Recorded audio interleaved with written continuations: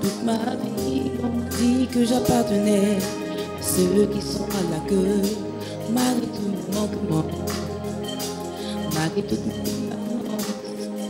Et pourtant, ce sont ceux que tu cherchais tout ce temps. Car je ne suis personne, j'essaie de dire au monde tout à propos de quelqu'un qui a sauvé mon âme. Et depuis qu'il m'a sauvé, il a mis un chant sur mon cœur. Je vis pour que le monde me voie pensant que Jésus. Je vis pour que le monde me voie pensant que Jésus. Oh, ils avaient le bras, quand la prière contre l'épée. Tu as choisi tous étranges que personne n'aurait choisi. Tu n'es pas tellement. La morale de l'histoire est tout le monde a une mission. Alors quand j'entends le diable me parler en disant qu'il pense tu es, je dis je ne suis personne. J'essaie de dire au monde tout à propos de quelqu'un qui a sauvé mon âme. Et depuis qu'il m'a sauvé, il a mis un chant sur mon cœur. Je vis pour que le monde me voie pensant que Jésus. Je vis pour que le monde me voie pensant que Jésus. Alors laisse-moi descendre dans l'histoire. En tant que membre de la famille racheté par le sang.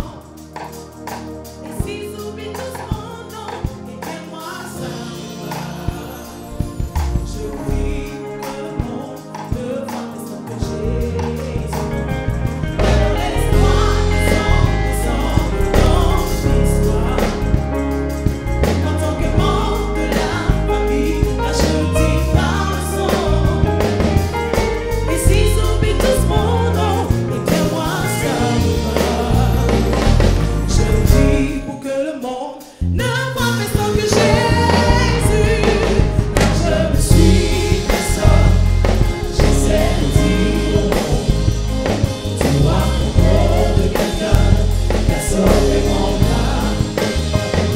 Et depuis qu'il m'a sauvé, il a mis un chant sur mon cœur. Je vis pour que le monde me voie pensant que Jésus. Je vis pour que le monde me voie pensant que Jésus. Car je ne suis personne, j'essaie de dire au monde tout à propos de quelqu'un qui a sauvé mon âme. Et depuis qu'il m'a sauvé, il a mis un chant sur mon cœur. Je vis pour que le monde me voie pensant que Jésus. Je vis pour que le monde me voie pensant que Jésus. Je vis pour que le monde me voie pensant que Jésus. Je vis pour que le monde me voie pensant que Jésus. Alléluia. Nous nous tenons debout et nous offrons une offrande d'acclamation à notre Seigneur et Sauveur qui nous a précédés en ce lieu. Soyez les bienvenus dans la présence de votre Père. Nous sommes une famille, nous qui sommes ici et tous ceux qui nous voient au loin. Nous allons nous incliner et rendre grâce à Dieu de ce que nous sommes en sa présence pour l'honorer, pour le glorifier, pour le magnifier. Ensemble, élevons la voix. Père Saint, nous voici encore ce soir devant ton trône. Nous voulons, Seigneur notre Dieu, te rendre hommage pour tout ce que tu as fait pour nous durant toute cette semaine et pour tout ce que tu as en projet pour nous. Nous voulons, notre Dieu, sortir d'ici totalement transformés par ta grâce et par ta fidélité. Merci pour ce moment paisible que nous allons passer avec toi en présence des anges, en présence de tous les saints. Que ton nom soit entièrement glorifié au nom de Jésus. Amen. Alors, c'est un moment, asseyez-vous, je vous en prie. C'est un moment solennel et notre Seigneur est présent. Nous allons vraiment adorer le Seigneur. Oublions tout ce que nous avons vécu de pas très gai durant cette semaine et donnons ce temps entièrement à notre Seigneur qui est présent parmi nous. Que son nom soit béni.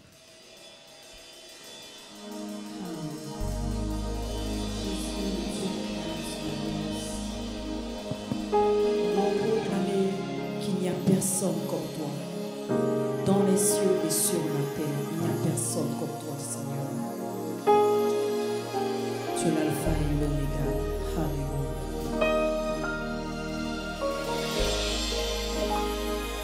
Ton nom est Jéhovah, ton nom est Elohim. À la mention de ton nom, touchez-nous, péchés. À la mention de ton nom, toute langue confesse que tu es le Dieu qui garde l'alliance. Il n'y a personne comme toi. Ton nom est Jéhovah. Ton nom est Elohim. À la mention de ton nom, touchez-nous, fléchis. À la mention de ton nom, toute langue confesse que tu es le Dieu qui garde l'alliance. Il n'y a personne comme toi. Dieu qui garde l'alliance. Alléluia. Il n'y a personne comme toi. Car tu es l'alpha et l'oméga. Mon Dieu. Il n'y a personne comme toi. Dieu qui garde l'alliance.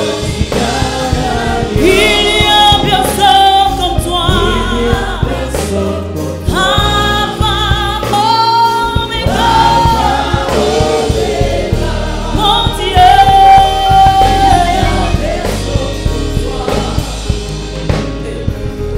Oh Dieu d'Abraham, tu es le Dieu d'Isaac, Dieu de Jacob, Dieu d'Élisée, tu réponds par le feu, tu es le Dieu de Daniel, tu le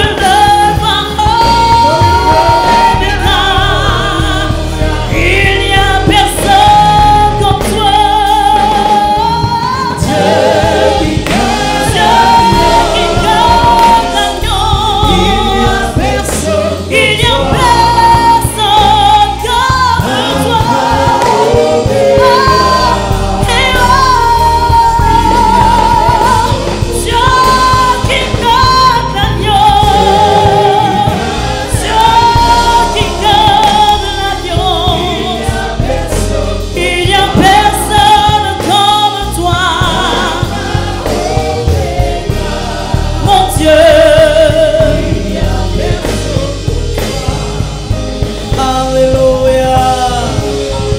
n'y a personne comme toi. Seigneur. Dieu qui garde son alliance avec ma vie. Dieu qui garde son alliance avec ce monde, avec mon pays, avec ma famille. Il n'y a personne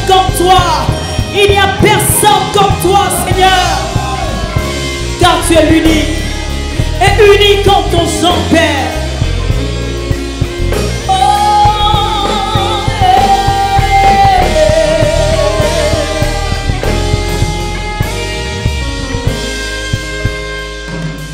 Dieu qui garde l'alliance, il n'y a personne comme toi.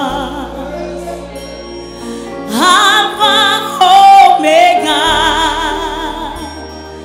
il n'y a personne comme toi. Dieu qui garde l'alliance, il n'y a personne comme toi.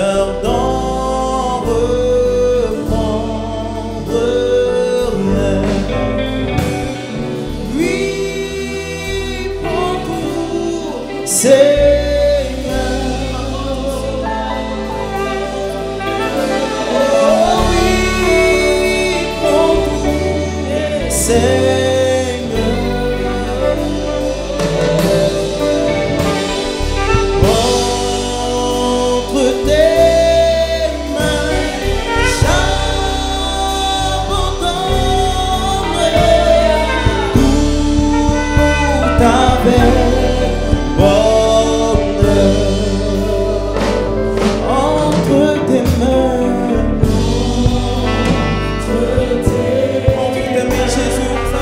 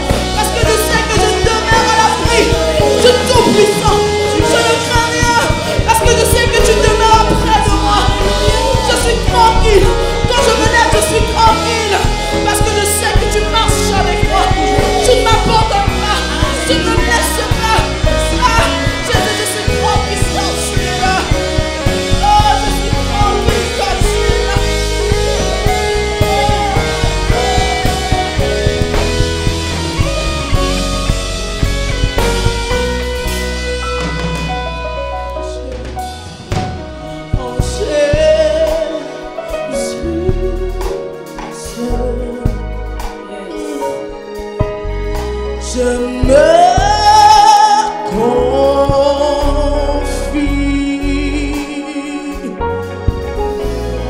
Il me donne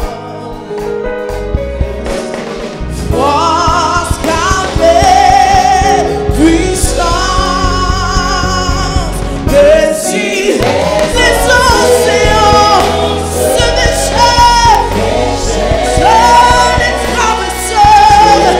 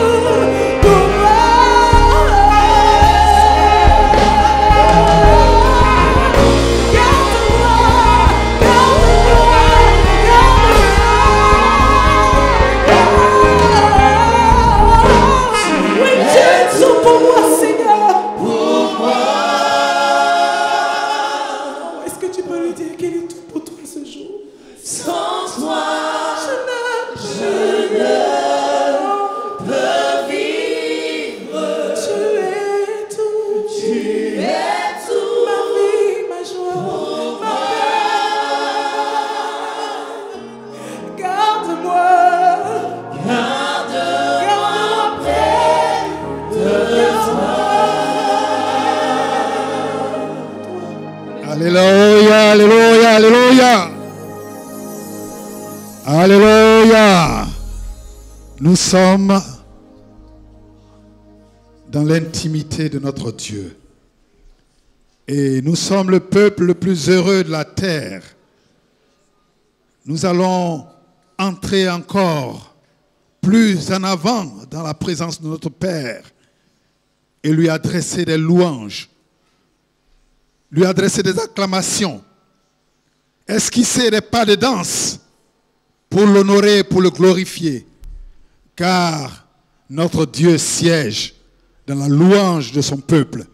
Et c'est là qu'il délibère pour nous distribuer des grâces. Loue le Seigneur avec toutes tes forces, avec toute ta force. Alléluia. Nous restons dans cette position pour célébrer celui qui nous rend vainqueurs. Alléluia.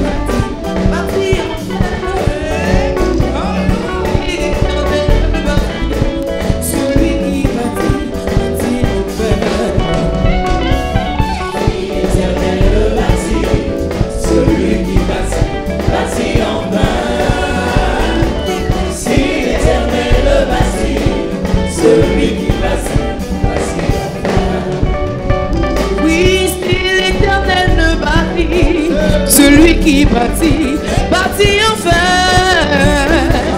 Si l'Éternel le bâtit, celui qui bâtit, bâtit enfin. Si l'Éternel le bâtit, celui qui bâtit, bâtit enfin. Si l'Éternel le bâtit, celui qui bâtit, bâtit enfin.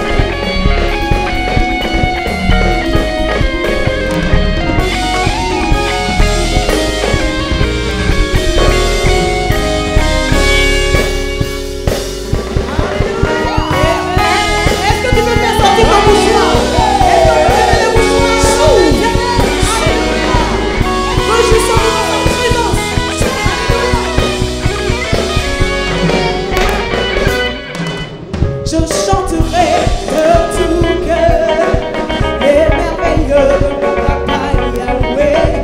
Il m'a ôté des ténèbres, il m'a délivré de tout péché. Tu peux le dire avec nous. Je chanterai de tout cœur. Alléluia.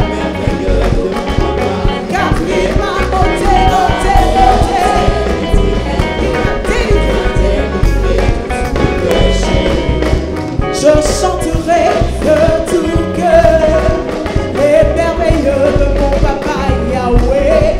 Il m'a ôté des ténèbres, il m'a délivré de tout péché. Dis-le, je chanterai. Alléluia.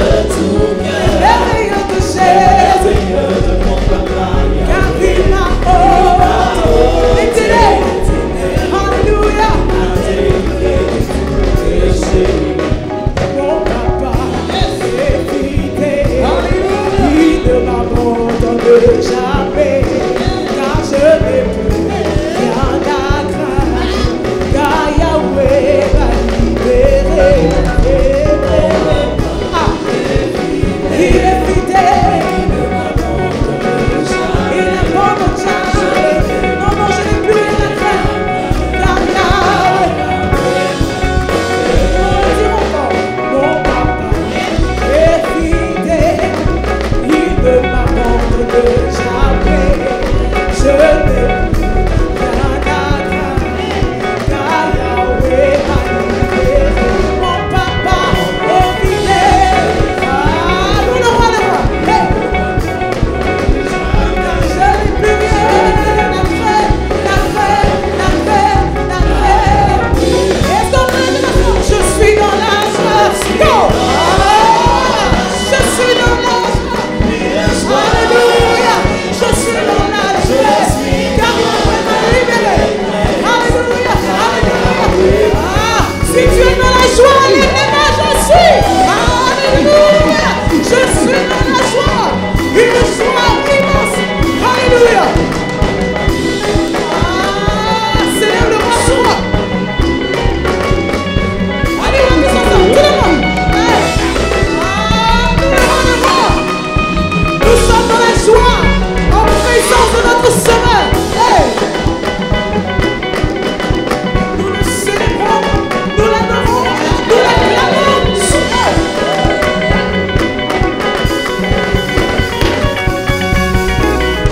Je suis dans la joie, une joie immense.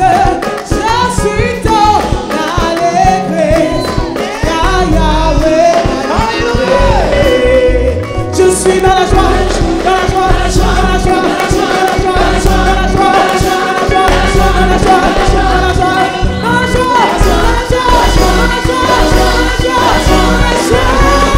je suis dans la joie, une joie, je suis dans la Alléluia, car Yahweh m'a libéré.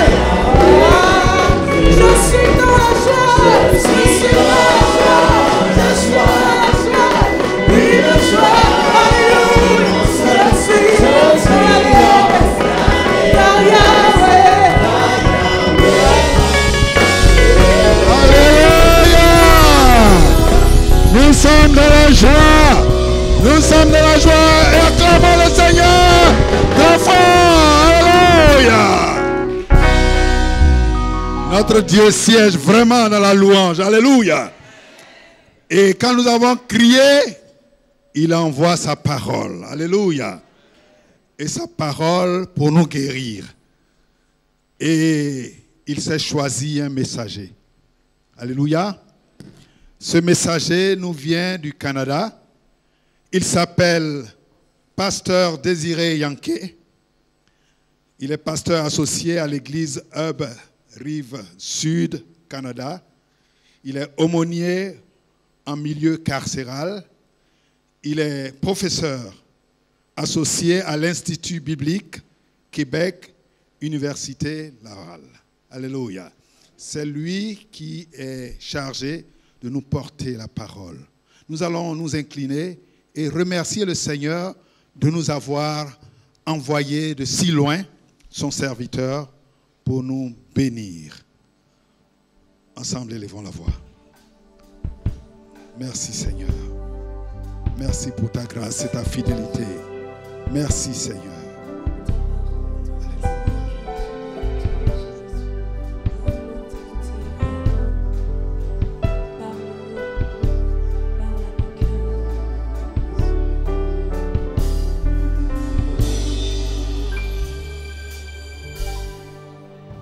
Celui qui met en Jésus une pleine confiance, jamais ne chancelle plus, compléter sa délivrance. Celui qui met en Jésus une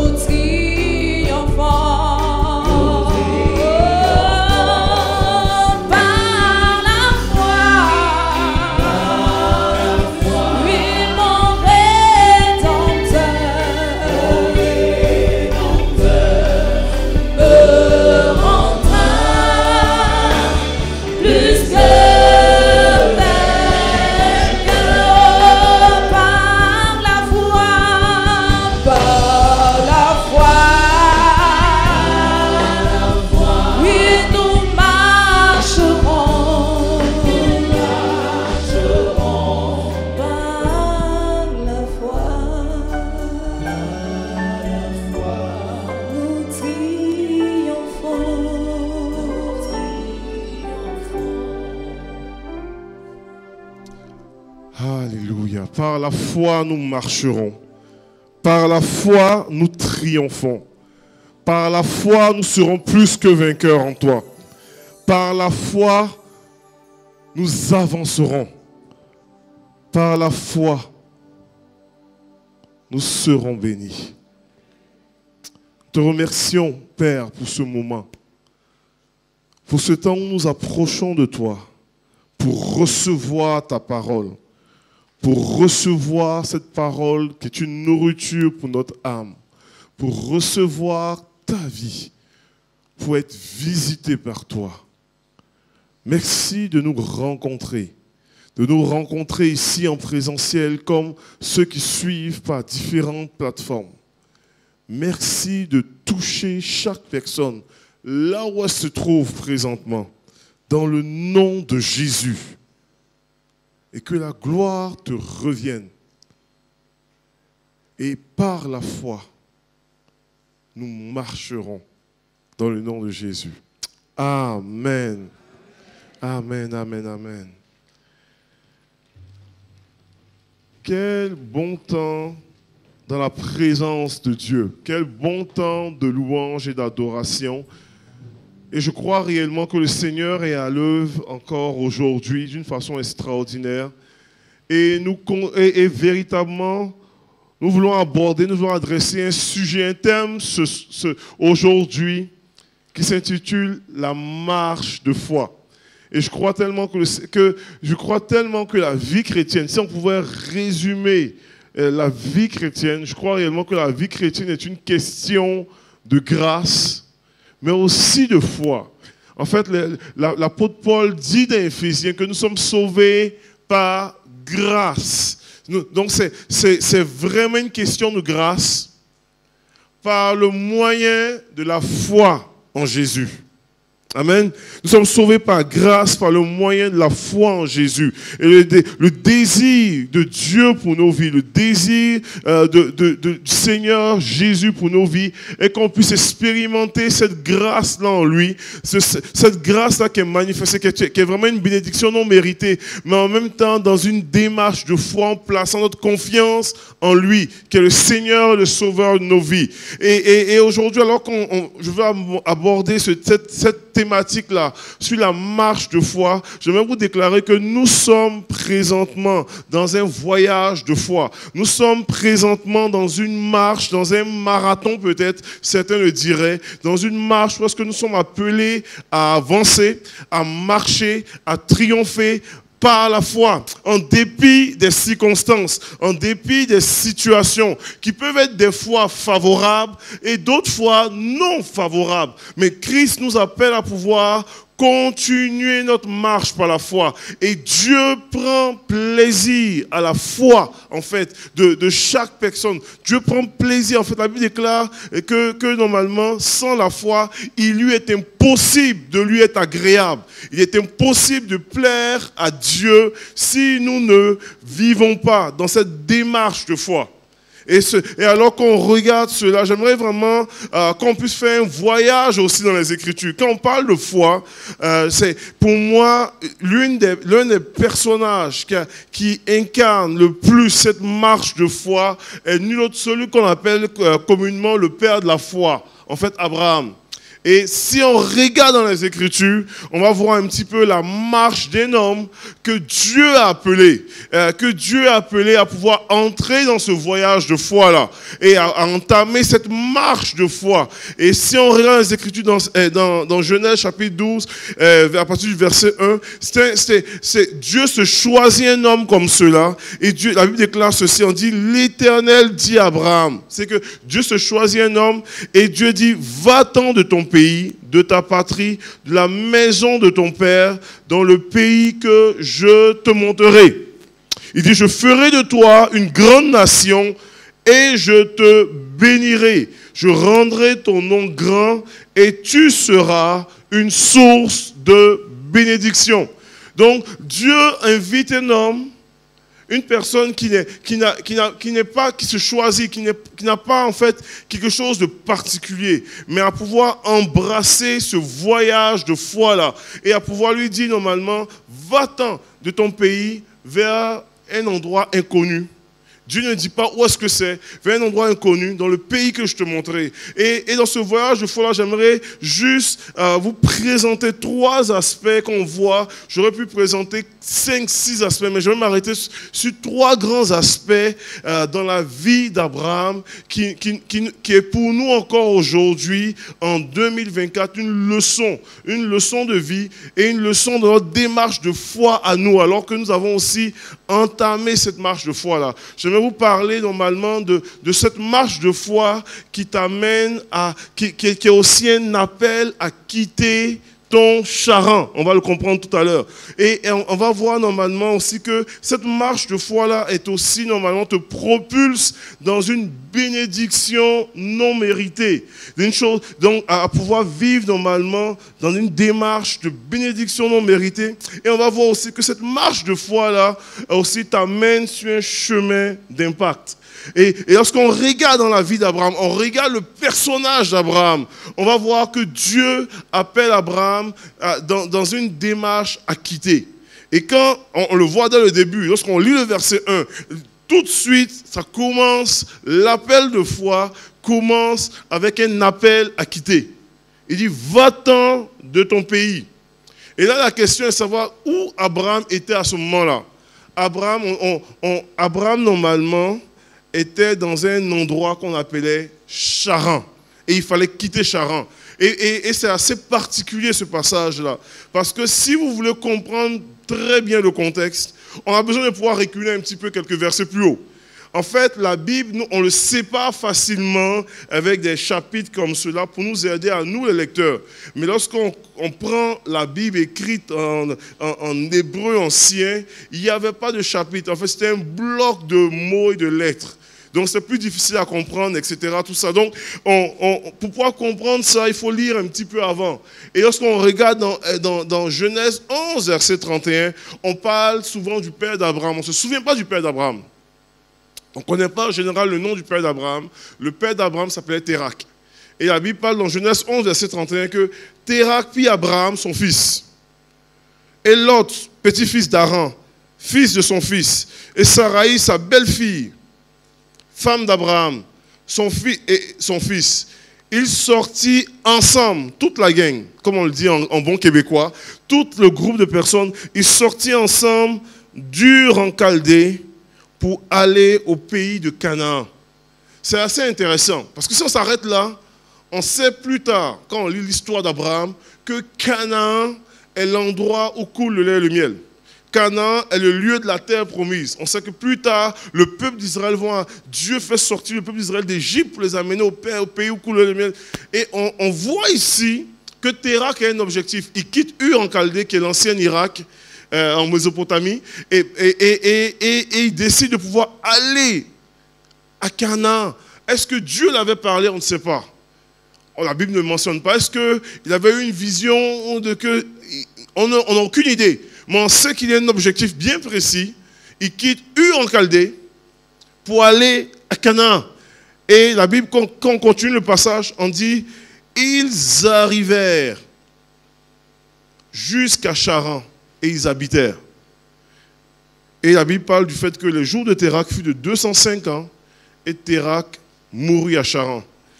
Littéralement, il avait un objectif. Quand on regarde, si on avait une carte aujourd'hui, si on regarde, on voit normalement Ur en Chaldée, il descend jusqu'à Charan, et puis il est à peu près au milieu de son trajet, mais il décide de pouvoir arrêter là. Et les jours deviennent des semaines deviennent des mois deviennent des années, jusqu'à ce qu'il meure là. Et Dieu va appeler Abraham pour dire non, ce n'est pas ta place ici. Sors de Charan. Va dans le pays que je te montrerai.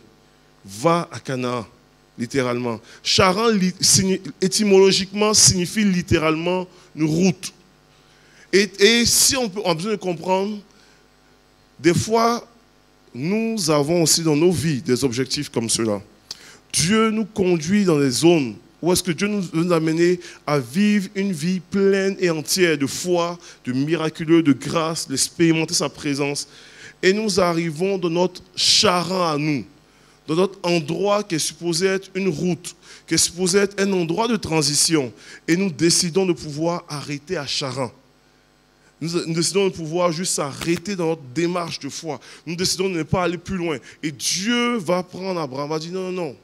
Ce n'est pas ta zone ici. Ce n'est pas ce lieu-là n'est pas ta destination. Ce lieu est une zone de petits fruits. Sors, je t'appelle dans un pays où coule le lait et le miel. Un endroit d'abondance. Un endroit beaucoup plus grand que Charan. Et peut-être dans nos vies à nous, nous avons nos propres Charans à nous. C'est des zones de petits fruits. Des zones suffisamment confortables, mais qui sont très loin en deçà de l'abondance que Dieu veut pour nous. Nous avons tous notre zone de Charan des fois. Cette zone-là où est-ce que on se contente du peu, sans aspirer à tout ce que le Seigneur a prévu pour notre vie. Et ça, lorsque nous décidons, lorsque nous choisissons de pouvoir entamer ce voyage de foi, nous sommes appelés à un moment donné à quitter notre Charan. Il y a un appel de Dieu encore aujourd'hui, en 2024, dans ce mois de mai-là, à quitter ton Charan à toi. Peut-être il y a des personnes ici que leur Charan à eux est un endroit confortable qui les maintient dans un état qui ne glorifie pas le nom du Seigneur. Et Dieu t'appelle à quitter ton Charan. Peut-être tu m'écoutes aujourd'hui et tu entends ce message-là. J'aimerais te déclarer aujourd'hui qu'il y a un appel à quitter ton Charan. Dieu t'appelle à quitter Charan. Tu veux aller plus loin? Dieu t'appelle à quitter ton Charan. pour aller vers ce qui t'appelle à être et à devenir. C'est intéressant parce que dans les Écritures, il y a eu des épisodes comme cela où est-ce que Dieu a appelé les gens à quitter leur zone de petits fruits, leur zone de Charan. Quand on regarde même plus tard, quelques centaines d'années plus tard, le même peuple d'Israël qui sort d'Égypte, Dieu veut les conduire au pays de la terre promise. Et puis, quand tu lis dans Deutéronome, la Bible déclare qu'il y avait juste 11 journées de marche. 11 journées de marche entre la mer Rouge et Kadesh Barnéa, qui était l'entrée de la terre promise. 11 journées de marche. Et alors qu'ils décident de partir, ils arrivent. La Bible déclare qu'ils vont explorer la terre promise pendant 40 jours avec 12 espions. Et ils reviennent de ça.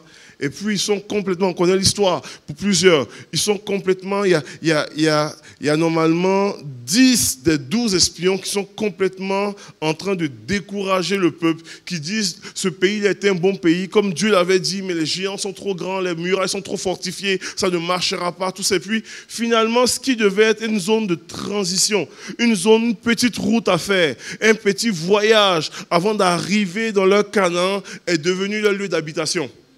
Est devenue leur zone de Charan, est devenue une zone où est-ce qu'ils tournaient en rond pendant 40 années. 40 années, imaginez-vous un petit peu. Et dans la zone de Charan, Dieu dans sa grâce ne te laisse pas mourir de faim. Dieu pourvoit la manne, pourvoit de l'eau. Mais tu ne goûtes pas au lait, au miel, à la zone d'abondance.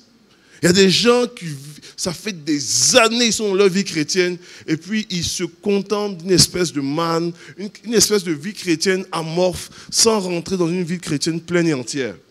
C'est l'heure de quitter ton Charan. C'est l'heure de quitter ton Charan. Parce que Dieu t'appelle à une marche de foi, à une marche de percée, à une marche où est-ce que tu vas vivre une vie abondante. Et quand on regarde la vie d'Abraham, Dieu lui dit, écoute, c'est l'heure de quitter Charan vers le pays où est-ce que je te montrerai. Le deuxième aspect, lorsqu'on regarde dans les Écritures, dans la vie, dans cette marche de foi-là, il y a un appel à quitter Charan, mais il y a une bénédiction non méritée qui s'attache à Abraham. C'est particulier parce que quand Dieu appelle Abraham, Abraham n'a encore rien démontré. Abraham n'a encore rien fait. Abraham n'a même pas encore obéi. Mais Dieu annonce déjà en disant, je te bénirai. Il dit, je rendrai ton nom grand. Et tu seras une source de bénédiction. Abraham n'a rien fait encore. Mais la marche de foi te propulse dans une bénédiction non méritée. Quand tu décides d'emboîter le pas, d'aller vers ce pas de foi-là, il y a une bénédiction non méritée qui s'attache à toi, qui vient avec ça. Et regardez la vie d'Abraham. Abraham était loin. Abraham, considéré comme le père de la foi incroyable, un homme de Dieu, un homme de foi, est loin d'être parfait. Parce que quand il sort de Charan, pour rentrer à Canaan, là, si vous lisez l'histoire, je vais aller rapidement, si vous lisez l'histoire, Abraham sort il sort normalement, il arrive à Canaan, il parcourt le pays, tout ça, et à un moment donné, il y a une famine qui frappe Canaan. Et Abraham, au lieu de rester à Canaan, comme Dieu le conduit, il prend un petit peu les choses en main. Il dit, écoute, on va s'arranger là, parce que... Et Abraham, le portrait d'Abraham ressemble beaucoup un petit peu à nous. Il décide de prendre le contrôle. Il dit, bon, on va s'arranger. Là, il n'y a pas de nourriture ici. On va en Égypte. Sarah, allons-y. Sa femme. Et il descend en Égypte. Et quand il descend en Égypte, il y a une série d'erreurs qu'Abraham va faire. Une des erreurs, c'est qu'il a pris le contrôle de sa vie. Il dit, non, Dieu essaie de me conduire là, mais là, où est-ce que ça s'en va là? J'aime pas trop ça. Et là, il prend le contrôle. Il dit, bon, Sarah, je vois que tu es quand même un peu belle. Je n'ai pas envie qu'on me tue ici à cause de toi. Donc, on va essayer de s'arranger. Si on te voit et on veut te prendre, tu dis que tu es mon frère, je suis ta soeur, tu es mon frère, tout ça. Et les gens vont me traiter bien à cause de toi. Et elle fait ça. Elle fait croire aux gens, elle ment, elle fait croire aux gens que c'est son frère. Et la Bible mentionne que à cause de ça, on donne des faveurs à Abraham. À cause de ça, le pharaon prend Sarah comme femme. Et la Bible déclare que Dieu va frapper même de plaie l'Égypte à cause de cette situation-là. Finalement, il se rend compte que la femme d'Abraham est réellement, n'est pas seulement une sœur, mais c'est sa femme aussi. Et il le chasse de l'Égypte. Et la Bible déclare que Abraham va sortir de l'Égypte immensement riche, avec des richesses. Et puis là, tu te grattes la tête, parce que tu dis, théologiquement, c'est compliqué, parce que comment un gars qui a menti, qui va en Égypte, sur son propre chef, il ressort de l'Égypte et il est quand même béni. Comprenez-vous un petit peu? Puis là, ce n'est pas fini, là. On continue encore dans le parcours d'Abraham. Dieu parle à Abraham après ça. Et Dieu lui dit normalement que ta descendance sera aussi nombreuse que les étoiles dans le ciel. Puis là, il dit, ok, mais Sarah n'a pas d'enfant encore. Puis là, lorsqu'on regarde les Écritures, des jours deviennent des mois deviennent des années. Et quand Dieu a parlé à Abraham sur le fait que Sarah va avoir une descendance, il avait 75 ans, jusqu'à 85 ans, il n'y a pas d'enfant. 10 ans plus tard. Et là encore, Sarah et Abraham vont prendre des choses en main. Ils vont dire, bon écoute, Dieu a parlé, mais on peut s'arranger. C'est trop compliqué cette histoire de parole de Dieu.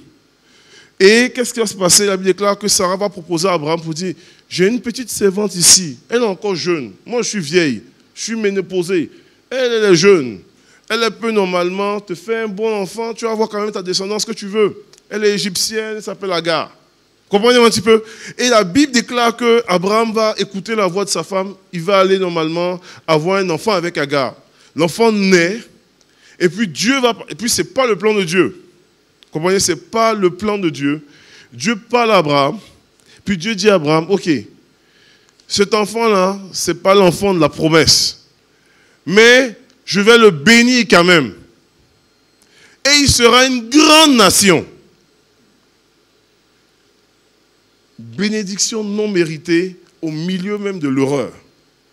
Comprenez un petit peu? Il y a une marche de foi qui te propulse à une bénédiction qui nous, comme humains, nous font gratter la tête pour dire, ah, comment est-ce que Dieu quand même le bénit malgré tout? Et on continue. Il arrive dans le pays de Guérach et tout ça. Il rencontre un homme du nom d'Abimelech. Et c'est comme si Abraham n'a pas appris de sa leçon en Égypte. Il va revoir sa femme encore. Pour dire, bon, écoute, tu vas encore dire que tu es ma soeur. Est-ce que ça ne nous ressemble pas des fois? C'est exactement ça. Des fois, normalement, comme croyants, on fait les mêmes erreurs. Malgré, encore et encore des fois. Dieu, dans sa grâce, nous corrige, mais Dieu, dans sa grâce, continue de nous faire grâce et nous bénir.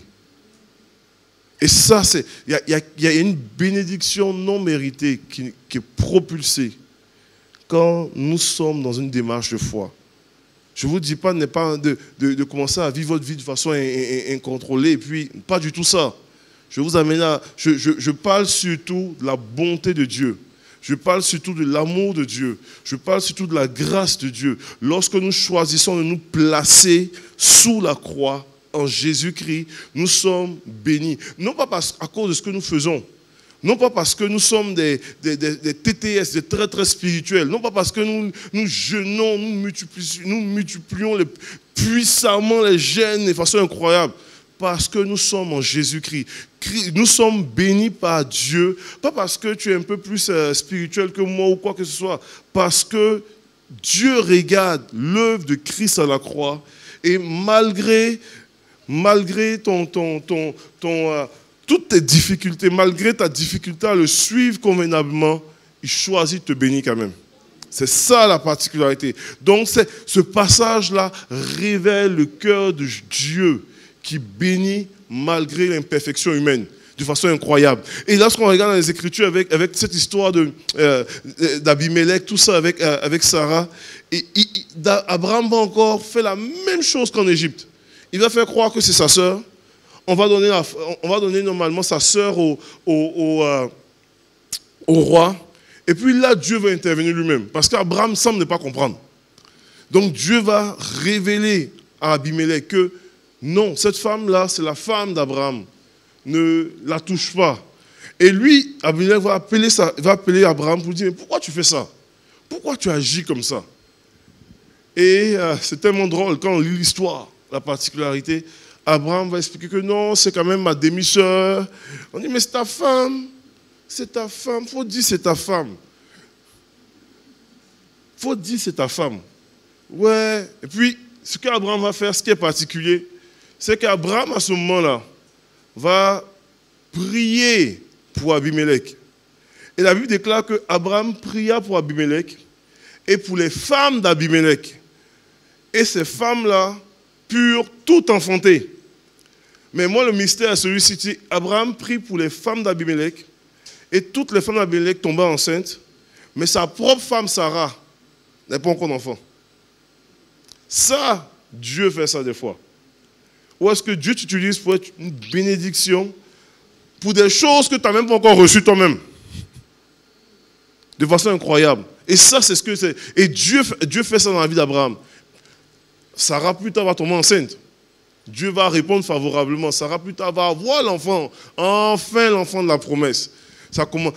Après 25 ans d'attente, elle va mettre au monde un fils, etc.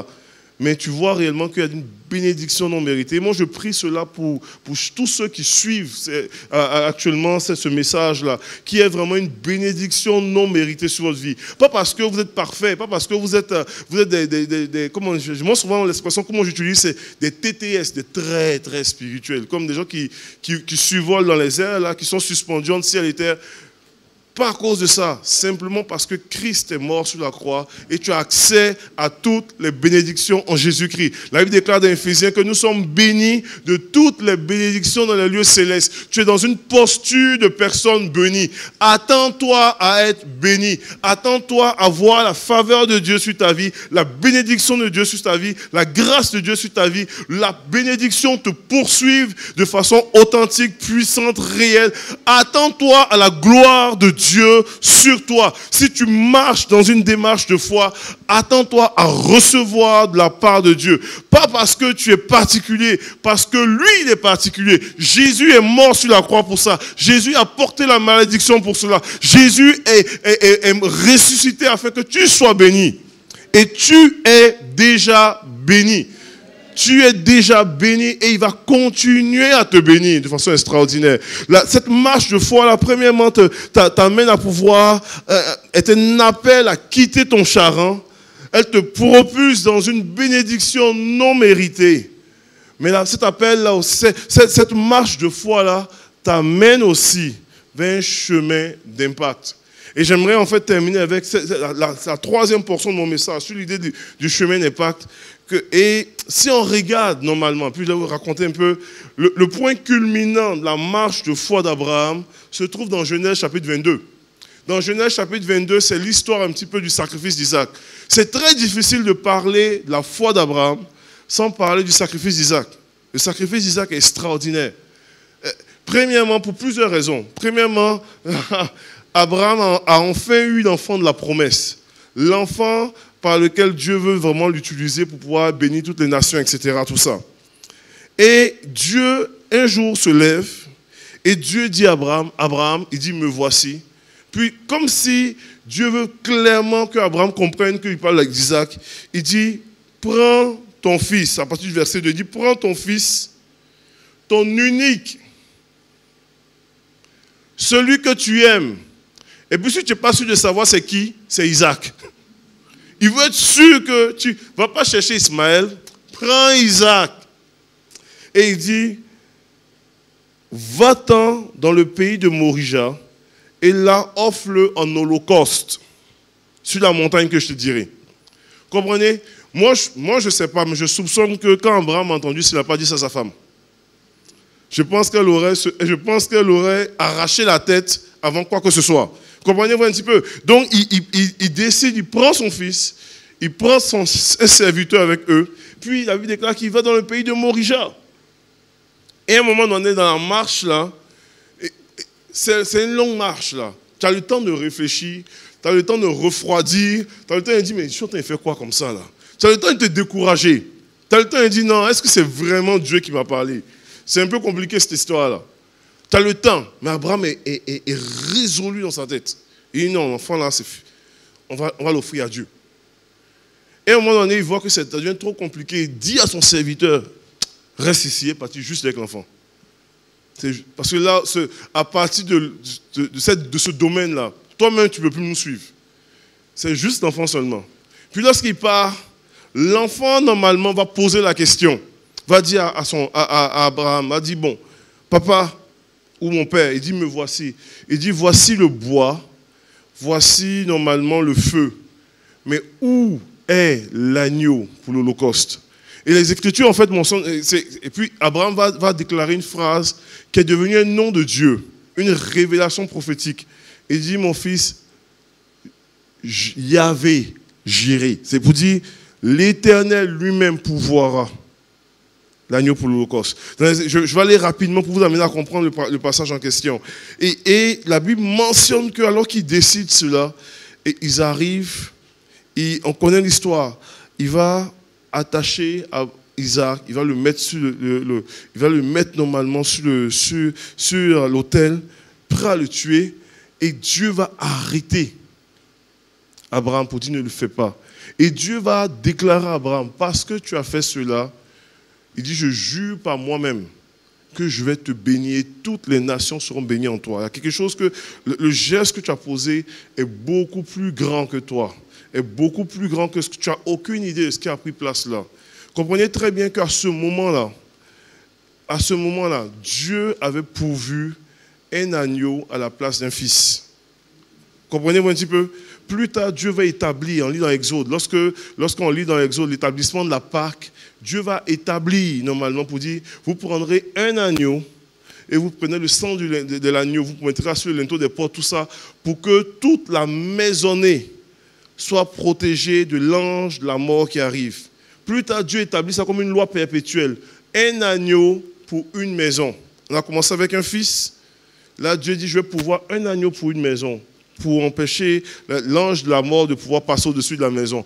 Plus tard, Dieu va établir encore une autre chose, pour dire, ça là, c'est un souvenir perpétuel, mais lorsque on établit les lieux d'adoration, le tabernacle, tout ça, quoi, il dit, une fois par année, le souverain sacrificateur va prendre un agneau, sans tache, qu'il prendra et qu'il rentrera normalement, il tuera l'agneau, il prendra le sang de cet agneau-là, qu'il ira répandre sur l'autel.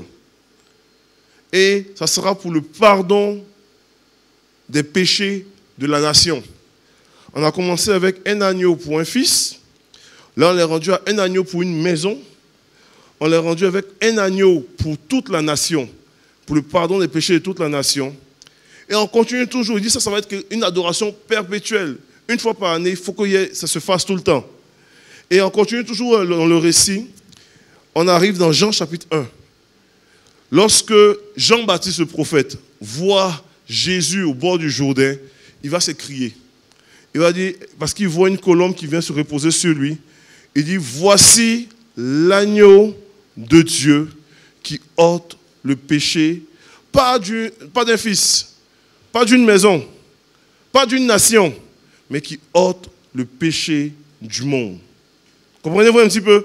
On a commencé avec un fils, une maison, une nation, et là on parle du monde entier qui ôte le péché du monde. Si on va rapidement, et puis, par rapport à cette pensée-là, vous allez comprendre que Abraham a allé dans le pays de Morija pour pouvoir sacrifier Isaac.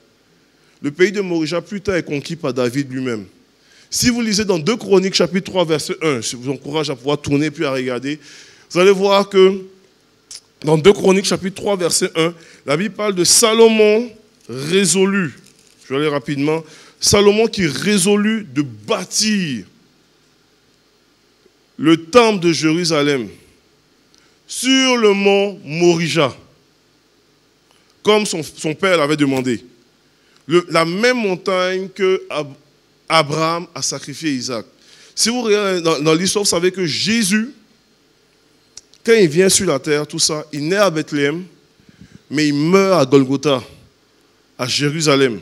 Plus tard, le mont Morija, son nom a été changé en Sion, et Jérusalem est bâti littéralement sur le mont Morija. La réalité est que Jérusalem est bâtie sur la même montagne que Abraham a tenté de sacrifier Isaac. Quand Dieu demandait à Abraham quelque chose, là, en fait, Dieu était simplement en train d'annoncer que plus tard, lui-même, ce serait le Père qui amènera en sacrifice son propre fils. Comprenez un petit peu? Vous êtes toujours avec moi? Dieu lui-même disait à Abraham, tu n'as aucune idée de ce que tu es en train de faire là. Parce que moi-même, Père, j'apporterai mon propre fils en sacrifice afin que le monde puisse être sauvé. Et il dit, à cause de ton geste là, c'est des nations qui vont être bénies. Il dit, je jure, je dis, moi je vais te bénir. Il dit, tu vas être une source de bénédiction. Donc, tout le sacrifice d'Isaac était simplement l'ombre des choses à venir, à savoir Christ. Et puis c'était sur le même lieu, hein, comprenez-vous un petit peu, cette même montagne-là, où est-ce que Dieu lui-même apporterait son propre fils. Un moment, 2000 ans plus tard, 2000 ans après l'événement d'Abraham, 2000 ans plus tard, Jésus lui-même, sur cette même montagne, serait l'agneau. Donc, Dieu se révélait comme étant le pourvoyeur de l'agneau pour le sacrifice. Et tout ça est parti avec juste un homme qui a pris un chemin de foi, une marche de foi pour vivre un impact. Moi ce qui me bénit aujourd'hui, quand je vois ça, je dis, ça arrivait avec Abraham. Qu'est-ce qui peut arriver avec vous si vous choisissez d'emprunter cette marche de foi? Qu'est-ce qui peut arriver avec vous si vous choisissez de quitter votre charan? Qu'est-ce qui peut arriver avec vous si vous choisissez de placer votre foi en Dieu pour pouvoir vivre le surnaturel, le miraculeux? Qu'est-ce qui peut arriver avec vous si vous choisissez de pouvoir laisser le Seigneur agir dans votre vie? Et je veux pas aller plus loin que cela, mais je veux vous inviter à pouvoir juste s'arrêter maintenant, à pouvoir juste chercher Dieu, à pouvoir prier. Pour moi, je serais un pasteur qui manque son but s'il n'y a pas une décision qui se prend ici. Autant en présentiel comme ceux qui suivent actuellement sur les différentes plateformes, s'il n'y a pas cette place-là pour dire, Seigneur, je veux me tenir devant toi. Je veux me tenir dans cette marche de foi. Et je veux répondre à l'appel de quitter mon charan. Je veux répondre à l'appel de pouvoir embrasser cette zone-là où est-ce que je vais être béni, non pas parce que je suis particulièrement parfait, mais je vais être béni à cause de toi qui es mort sur la croix. Je veux embrasser ce chemin de foi-là, où est-ce que tu veux m'utiliser afin de pouvoir avoir un impact sur ma vie.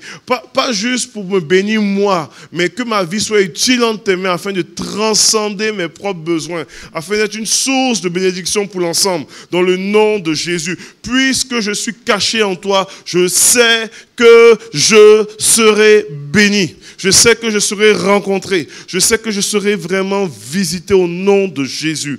Et on peut commencer juste à parler à Dieu, commencer à parler à votre Dieu. Pas un homme, à Dieu qui est capable de vous rencontrer là où est-ce que vous êtes, qui est capable de vous toucher là où est-ce que vous êtes. Et il y a peut-être certaines personnes que Dieu met des zones dans votre vie où est-ce qu'il dit c'est l'heure de quitter ton charan, c'est l'heure de quitter cette zone de petits fruits, c'est l'heure de quitter cette zone où est-ce que tu as été desséché jusque-là, car je t'appelle à rentrer dans Canaan et embrasse ce que Dieu veut pour toi dans le nom de Jésus. Père, je veux prier pour chaque personne qui écoute ce message aujourd'hui. Il y a une œuvre surnaturelle que tu veux faire dans les cœurs. Il y a des gens qui vont peut-être même expérimenter une visitation de ton esprit. Souffle sur eux aujourd'hui dans le nom de Jésus. Seigneur, alors que tu les appelles à pouvoir entrer dans tes promesses, tu les appelles à pouvoir être bénis, à pouvoir te toucher, tu les appelles à sortir de leur zone de petits fruits, tu les appelles à expérimenter le miraculeux, tu les appelles à être guéris, tu les appelles à être restaurés, tu les appelles à rentrer dans leur destinée prophétique, tu les appelles à être arrosés par toi, tu les appelles à pouvoir être visités par ton esprit. Souffle, Seigneur, sur ton peuple, souffle sur ton église, dans le nom de Jésus. Dans le nom de Jésus. Dans le nom de Jésus. Viens agir avec puissance aujourd'hui. Viens agir avec puissance aujourd'hui. Dans le nom de Jésus-Christ. Alléluia.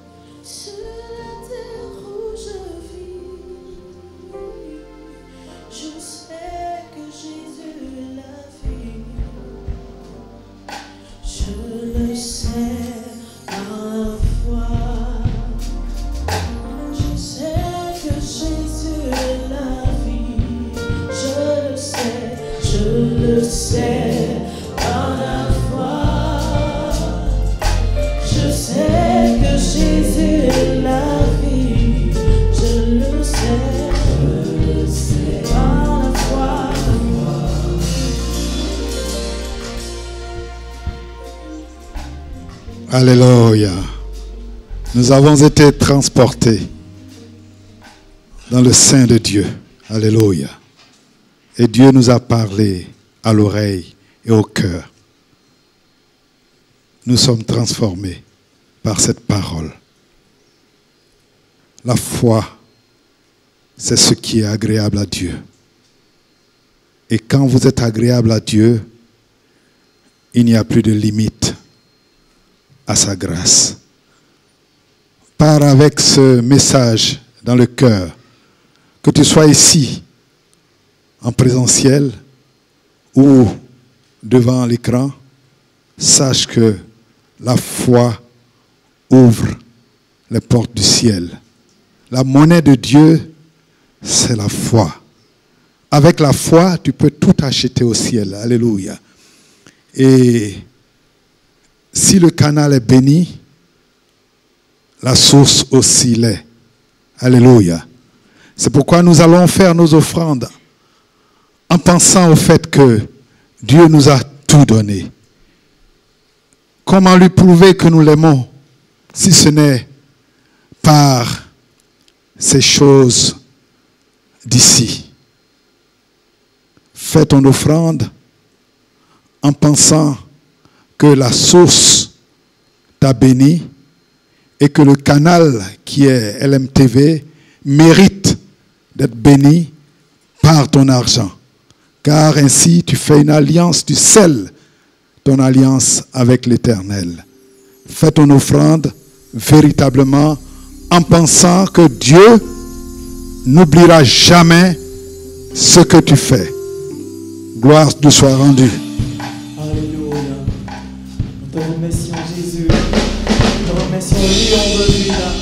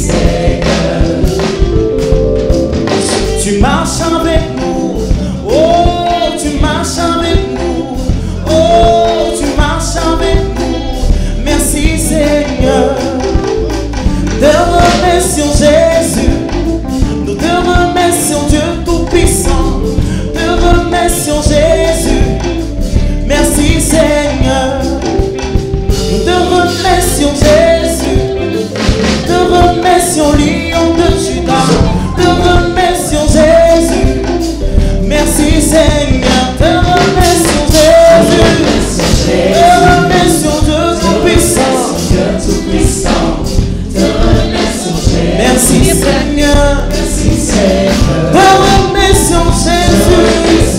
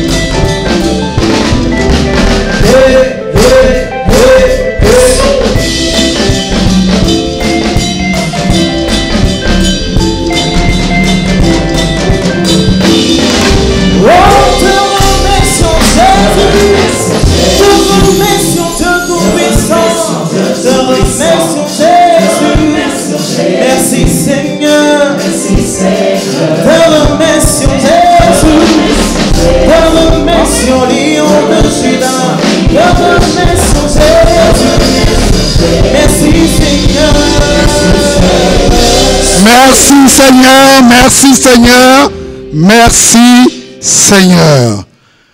Alors, si tu étais en train de zapper et que tu es tombé sur cette émission et que tu veux à nouveau y participer, appelle au 07 08 00 13 01. Et si tu veux revenir le samedi prochain, appelle ce numéro. Nous allons remercier le Seigneur de nous avoir fait du bien. Et nous allons partir avec cette parole serrée dans notre cœur. Baissons la tête.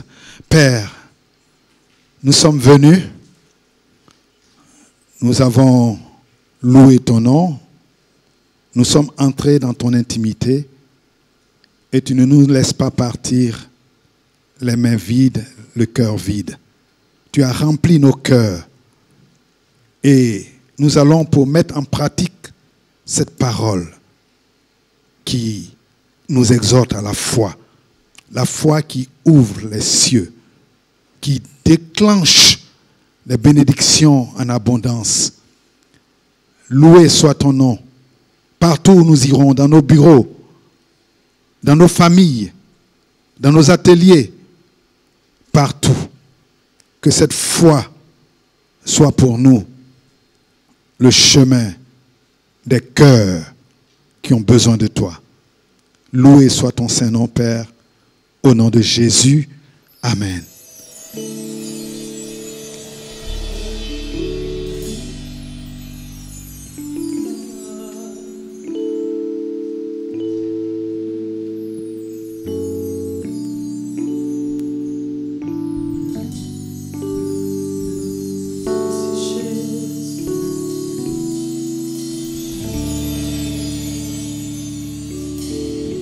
Je te